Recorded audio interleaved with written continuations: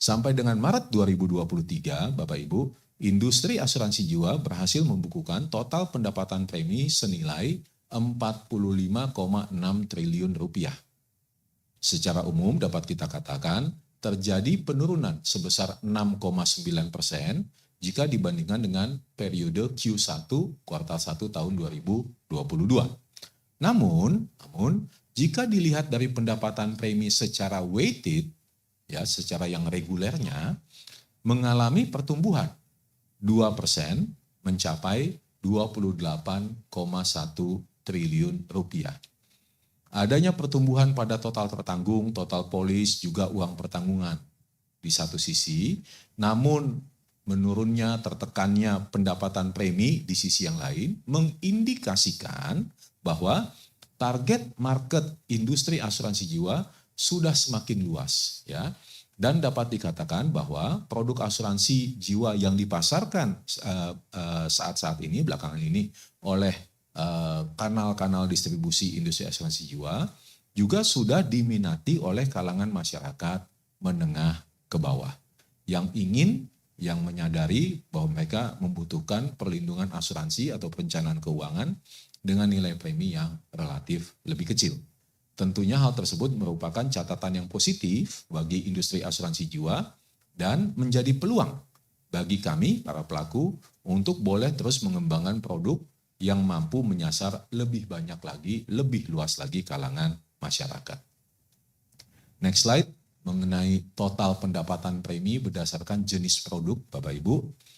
Berdasarkan jenis produk yang dipasarkan, total pendapatan premi industri asuransi jiwa, bisa kita lihat sama-sama, masih didominasi oleh produk asuransi jiwa yang dikaitkan dengan investasi atau unit link, begitu ya, dengan proporsi kontribusi sebesar 50,4%. Adapun sisanya 49,6% datang dari produk asuransi jiwa yang bukan unit link atau sering kita sebut sebagai produk asuransi jiwa tradisional.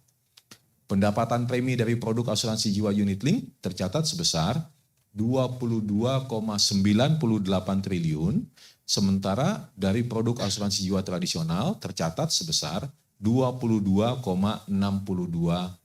Jadi sudah hampir berimbang ya antara 50,4% unit link dan 49,6% untuk produk non-unit link.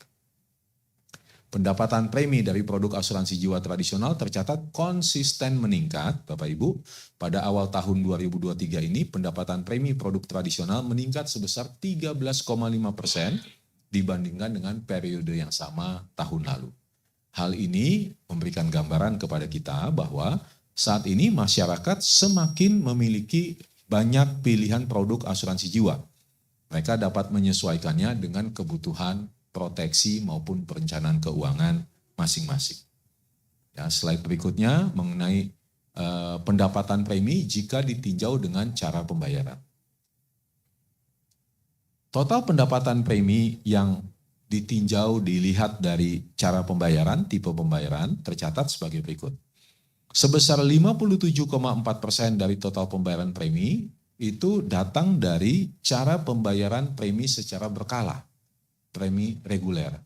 Adapun sisanya 42,6% itu datang dari pembayaran premi tunggal atau yang kadang-kadang kita sebut sebagai single premium, ya.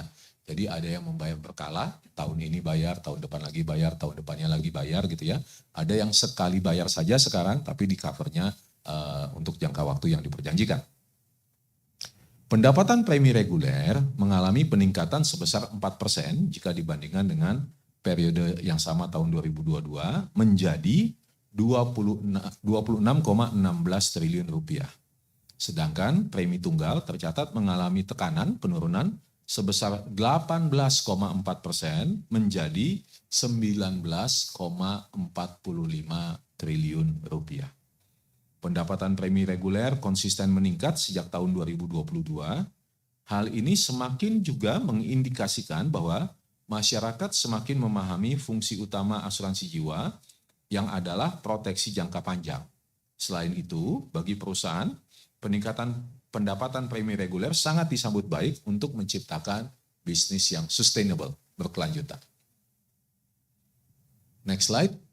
Bagaimana jika kita melihat lebih jauh pendapatan premi berdasarkan unit usaha? Total pendapatan premi dari unit usaha konvensional mengalami tekanan sebesar 6,4%. Sedangkan pendapatan, sebetulnya bukan premi ya, kontribusi gitu ya, pendapatan kontribusi unit usaha syariah juga mengalami tekanan sebesar 10,6% ya. Total pendapatan premi dari unit usaha konvensional, proporsi kontribusinya adalah 88,5% atau setara dengan 40,38 triliun rupiah. Tentunya pendapatan premi atau pendapatan kontribusi dari unit usaha syariah, kontribusinya adalah sisanya gitu ya 11,5% dengan setara ya selisihnya yaitu adalah 5,22 triliun rupiah. Slide berikutnya, bagaimana jika pendapatan premi ini kita lihat berdasarkan kepemilikan. Ya. Selanjutnya, Bapak Ibu bisa kita lihat sama-sama, 82% total pendapatan premi industri asuransi jiwa berasal dari asuransi perorangan, sementara sisanya 18% tentunya berasal dari asuransi kumpulan.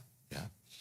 Pendapatan premi asuransi perorangan turun sebesar 10%, sementara asuransi kumpulan mencatat pertumbuhan sebesar 10,3% jika dibandingkan dengan periode yang sama tahun lalu. Slide berikutnya Bapak Ibu, kita akan lihat berdasarkan bisnisnya gitu ya. Kuartal 1 tahun 2023, industri asuransi jiwa Bapak Ibu mencatatkan premi bisnis baru sebesar 26,87 triliun rupiah, turun 11,5%. Premi bisnis baru berkontribusi sebesar 58,9% terhadap total pendapatan premi. Sementara dari premi lanjutan berkala tercatat mengalami peningkatan sebesar 0,6% menjadi 18,74 triliun rupiah. Pendapatan premi lanjutan berkontribusi sebesar 41,1% terhadap total pendapatan premi. Meningkatnya premi lanjutan ini dapat juga kita lihat sebagai indikator loyalitas nasabah yang semakin meningkat dan juga semakin pahamnya para nasabah pemegang polis bahwa produk asuransi jiwa merupakan kontrak jangka panjang yang manfaatnya akan dirasakan maksimal di masa akhir kontrak. Slide berikutnya mengenai pendapatan premi berdasarkan kanal distribusi, bagaimana cara memasarkan produknya, gitu ya. Berdasarkan kanal distribusinya, premi dari kanal distribusi keagenan tercatat relatif stagnan dengan nilai perolehan sebesar 14,53 triliun rupiah.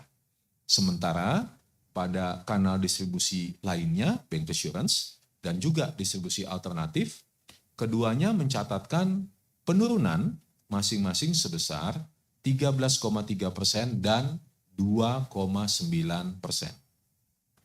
E-commerce yang menjadi salah satu komponen pada kanal distribusi alternatif tercatat meningkat 87,9% jika dibandingkan dengan periode tahun 2022.